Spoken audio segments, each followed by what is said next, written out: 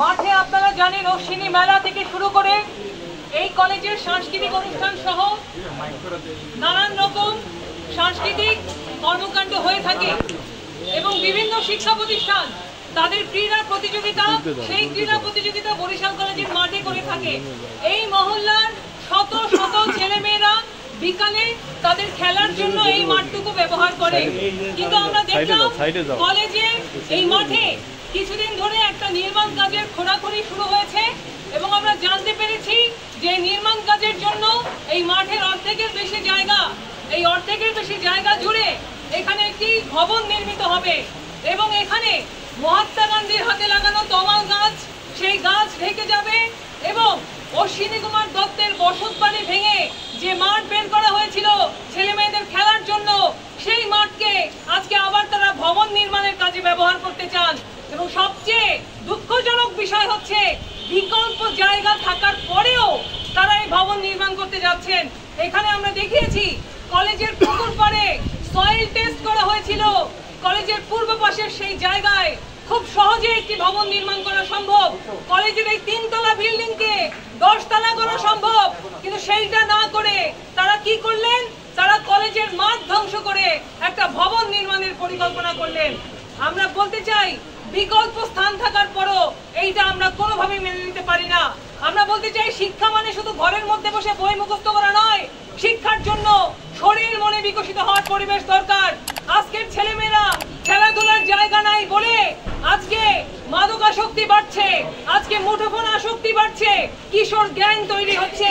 এখানেও আমরা যখন এসেছি সংবাদ সম্মেলন করতে আমাদেরকেও আমরা দেখেছি যে কিছু মানুষ এসে তারা হুমকির সুরে কথা বলার চেষ্টা করেছে। আমরা বলতে চাই আজকে এই কিশোরদের এই পরিণতি হওয়ার পিছনে খেলাধুলা সাংস্কৃতিক আয়োজন না থাকা হচ্ছে একটা বড় কারণ। এবং আমরা শুধু হাওয়ার উপরে আবেগের উপরে কথা বলছি না। 2000 সালে বাংলাদেশে আইন হয়েছে যে কোনো জায়গা যদি খেলার মাঠ হিসেবে চিহ্নিত থাকে সেই জায়গা শ্রেণী পরিবর্তন করা যাবে না, ভাড়া দেওয়া যাবে না, লিজ দেওয়া যাবে না, বিক্রি করা যাবে না। 2000 সালে সেই আইন সরকার করেছে। সরকারের আইন কিভাবে সরকারি প্রতিষ্ঠান মানে না আমরা জানতে চাই। আমরা আরো বলতে চাই 2014 সালে হাইকোর্ট একটি রায় দিয়েছে একটি রিটের মামলায়। তারা বলেছে যে বাংলাদেশে যত খেলার মাঠ আছে সবগুলি সংরক্ষণ করার জন্য সরকারকে উদ্যোগ নিতে হবে। আজকে সেই উদ্যোগ না নিয়ে তারা মাঠ ধ্বংসের উদ্যোগ নিচ্ছেন।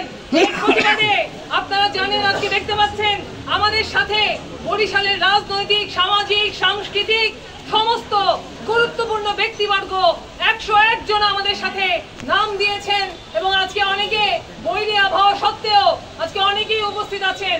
আমাদের মধ্যে আমরা যদি একটু ছোট করে বলি, আমাদের মধ্যে আছেন প্রকৃতি ও জীবন ক্লাবের সাধারণ সম্পাদক অ্যালবার্ট কৃপন বল্লভ, আমাদের মধ্যে আছেন বিশিষ্ট আইনজীবী অ্যাডভোকেট হিরণ কুমার দাস মিঠু, আমাদের মধ্যে আছেন বরিশালের সাধারণ নাগরিক সমাজের সভাপতি কাজী মিজান, উপস্থিত আছেন বিশিষ্ট সাংস্কৃতিক ব্যক্তিত্ব এবং সামাজিক আন্দোলনের কর্মী এবং অধ্যাপক টুনুরানী কর্মকার, উপস্থিত আছেন আমাদের সাংস্কৃতিক সমন্বয় পরিষদের সভাপতি শুভঙ্কর চক্রবর্তী, উপস্থিত আছেন জামাল আজাদ, উপস্থিত আছেন বাংলাদেশের কমিউনিস্ট পার্টির সভাপতি কমরেড মিজানুর রহমান সেলিম, উপস্থিত আছেন সদস্য বিপ্লব দাস, উপস্থিত আছেন সোনালী রানী কর্মকার, আমাদের মাঝে উপস্থিত আছেন জাসদ বরিশাল জেলার সভাপতি অ্যাডভোকেট আব্দুল হাই মাহবুব, গণসংহতি আন্দোলন বরিশাল জেলার সভাপতি দেওয়ান আব্দুর রশিদ নীলু, উপস্থিত আছেন বিপ্লবী কমিউনিস্ট লীগের বরিশাল জেলার সদস্য বরিশাল মহানগরের সম্পাদক আমাদের খোকন, উপস্থিত আছেন বরিশাল কলেজের শিক্ষার্থীবৃন্দ,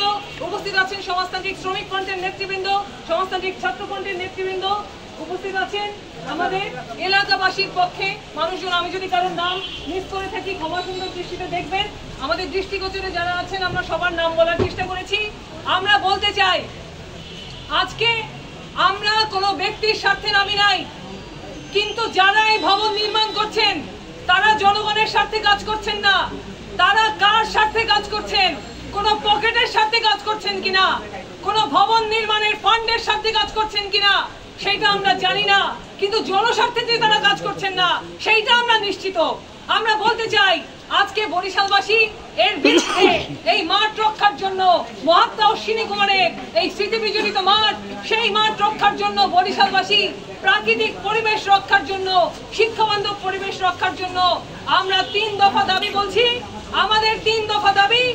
1 নম্বর দাবি, বিকল্প স্থান থাকার পরেও অশ্বিনী কুমার দত্তের স্মৃতি বিজড়িত বরিশাল কলেজের একমাত্র খেলার মাঠ ধ্বংস করে এই ভবন নির্মাণ বন্ধ করতে হবে।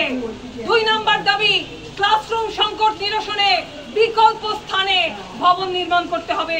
আমাদের 3 নম্বর দাবি, শিক্ষার্থীদের শারীরিক মানসিক বিকাশের উপযোগী ক্রীড়া এবং সাংস্কৃতিক আয়োজনের পরিবেশ নিশ্চিত করতে হবে। যদি আমাদের এই দাবিগুলি কর্তৃপক্ষ না মানে, আমরা আমাদের দাবিতে আপনারা শুনেছেন আমরা ভবন নির্মাণের বিরুদ্ধে না, কিন্তু আমরা বলছি বিকল্প স্থানে নির্মাণ করেন। আমাদের মাঠ ধ্বংস করে কেন নির্মাণ করতে যাচ্ছেন? এই মাঠ মহাত্মা অশ্বিনী কুমারের বাড়ি ভেঙে তৈরি করা হয়েছে। সেই মাঠে আবারও আপনারা অপরিকল্পিত নির্মাণ কাজ করে ওইটাকে উন্নয়ন বলে চালিয়ে দেবেন। এই সমস্ত বুজরুকি উন্নয়ন বরিশালবাসী মানে না। বন্ধুগণ, আমাদের আগামী কর্মসূচি আগামী 15ই জুলাই সরকারি বরিশাল কলেজের এই খেলার মাঠ ধ্বংস করে এই ভবন নির্মাণ বন্ধের দাবিতে আমরা কলেজ প্রাঙ্গণে বিক্ষোভ সমাবেশ করব। জেলা প্রশাসক, মেয়র এবং পরবর্তীতে স্থানীয় এমপি বরাবর আমরা স্মারকলিপি পেশ করব। 15ই জুলাই আমরা আমাদের কর্মসূচি শুরু করছি। এরপর ধাপে ধাপে আমরা ঊর্ধ্বতন সমস্ত জায়গায় আমরা স্মারকলিপি দেব। আন্দোলন করে এই বরিশালবাসীকে সাথে নিয়ে ভবন ধ্বংস, ভবন নির্মাণের, মাঠ ধ্বংসের এই পরিকল্পনা আমরা অবশ্যই রুখে দেব এবং শিক্ষা বান্ধব পরিবেশ নিশ্চিত করে বরিশাল কলেজে মহাত্মা অশ্বিনী কুমার দত্তের স্মৃতি বিজড়িত ঐতিহ্য, সেই ঐতিহ্য আমরা অবশ্যই রক্ষা করব। সেই প্রত্যয় ব্যক্ত করে আগামী 15 জুলাই বরিশাল কলেজের খেলার মাঠ রক্ষার দাবিতে সবাইকে 15ই জুলাইয়ের সমাবেশে যোগ দেওয়ার আহ্বান জানিয়ে আমাদের সকাল 10টায় আমাদের এই সমাবেশ আপনারা সফল করবেন সেই আহ্বান জানিয়ে আপনাদের সবাইকে আজকের সংবাদ সম্মেলনে আসার জন্য ধন্যবাদ জানিয়ে